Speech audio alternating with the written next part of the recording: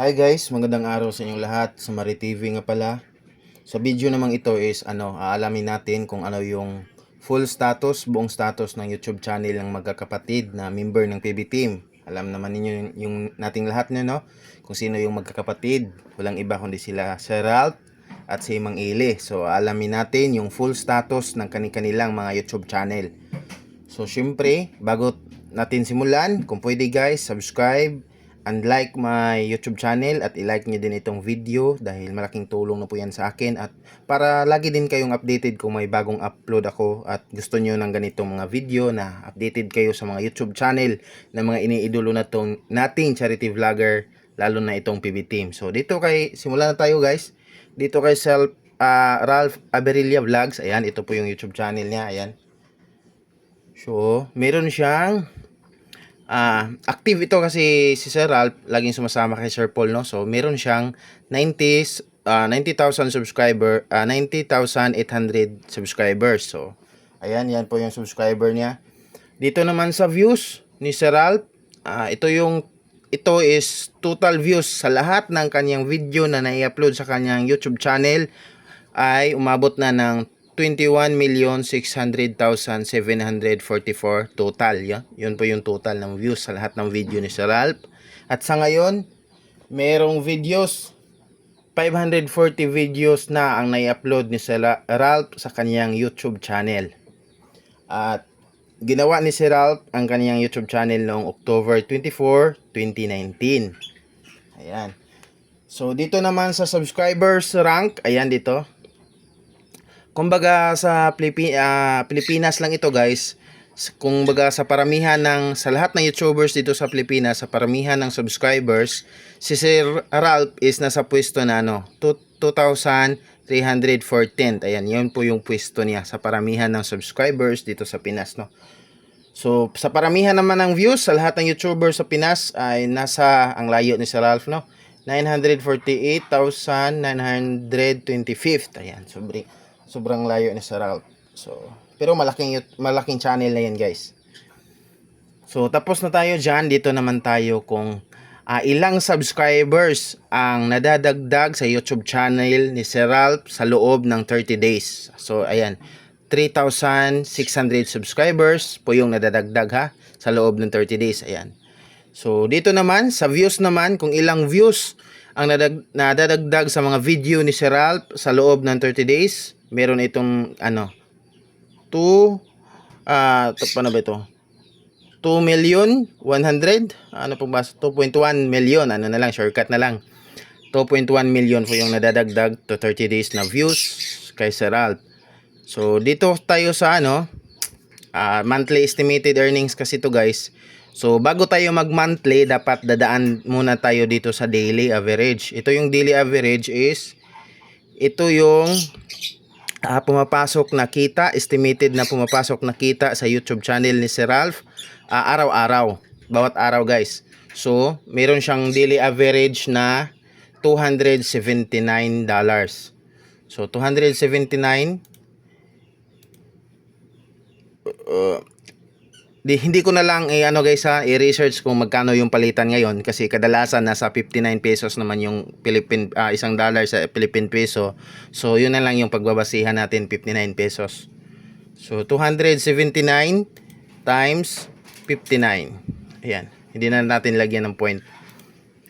So ayan, ito po yung estimated na araw-araw nakita ni Sir Ralph.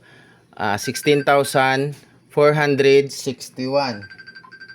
Wait muna guys Ayan, 16,461. So, yan po yung daily average niya. So, tapos na tayo dito sa daily average. Siyempre, punta muna tayo dito sa weekly average. Ayan, ito po. Ayan. Ang weekly average ni Sir Ralph ay $1,900. So, 1,900. Convert natin ito Philippine peso times 59. Ayan. Ito po yung weekly, bawat linggo na pumapasok sa earnings ni Sir Ralph sa kanyang YouTube channel. 112,100 pesos. So, ayan. Tapos na tayo sa daily and sa weekly average. Punta na tayo dito sa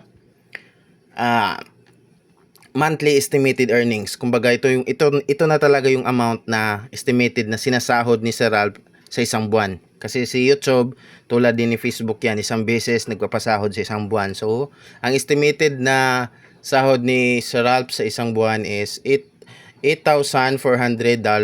So, convert natin yan into Philippine peso. 8,400 times 59. Ayan. Meron siyang estimated na sahod sa isang buwan. Si Sir Ralph ay 495,600 pesos. So, congratulations po kay Sir Ralph, no? So, yun po yung full status ng kanyang YouTube channel ni Sir Ralph, ang kapatid ni Mang Ili. So, tapos na tayo dito kay Sir Ralph. Siyempre, punta naman tayo dito sa kanyang kuya. Walang iba kundi si Mang Ili. So, alam naman natin si Mang Ili noon. Bago lang ito bumabalik sa pagsama kay Sir Paul. Pero matagal na itong member ng PB Team. So, ayan po yung subscriber niya. Siya yung sunod kay Sir Paul. Sa lahat ng members ng PB Team, sunod kay Sir Paul, si Mang Ili yung may malaking subscriber sa kanila. 365,000 yung subscribers ni Mang Ili. At yung views sa lahat ng video na na-upload ni Mang Ili ay meron na siyang total na 90,550,050. So yun po yung total. Ito po yung videos na kanyang na-upload simula nung ginawa niya itong YouTube channel. Meron siyang na-upload na video na 1,749. At ginawa ni Mang Ili ang kanyang YouTube channel noong April 25, 2018.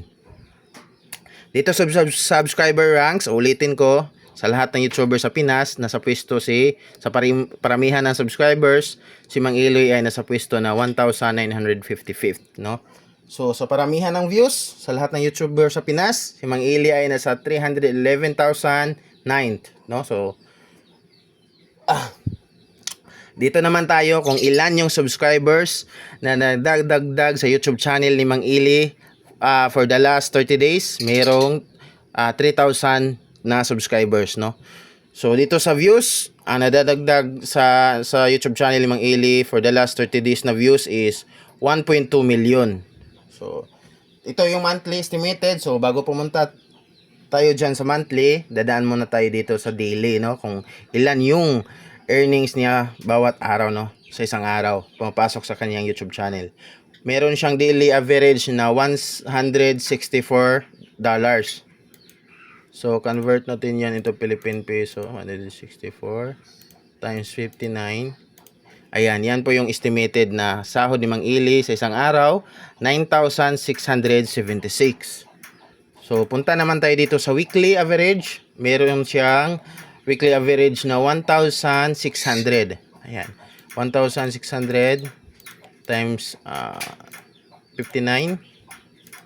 Meron siyang weekly average na 94,400 pesos po. So yun po yung kita ni Mang Ili estimated na kita ni Mang Ili sa isang linggo.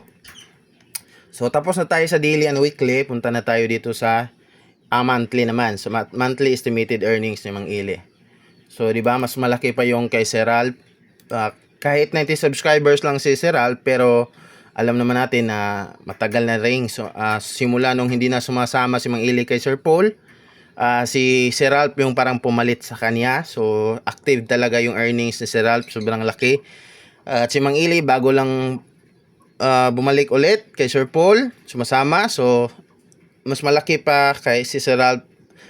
Yung YouTube channel ni Sir Ralph, mas malaki pa yung kita kaysa YouTube channel ni Mang Ili. Si Mang Ili merong monthly estimated na sinasahod sa isang buwan na $4,900. So 4,000, convert natin yan into Philippine peso. 59. Ayan, meron siyang monthly estimated na 289,100 pesos, no? So yun po yung estimated na sinasahod ni Mang Ili sa isang buwan. So, yun po yung full status ng YouTube channel ng magkakapatid, no? So, congratulations kay Mang Ili at kay Sir Ralph. At yun lang po yan, guys. Kung gusto nyo laging updated sa mga ganito ng kanilang mga YouTube channel, mga status ng kanilang YouTube channel, mga kitaan. At feel free to subscribe and like my YouTube channel para lagi kayong updated kung may bago akong upload, guys. So, maraming salamat sa panood and God bless sa inyo lahat.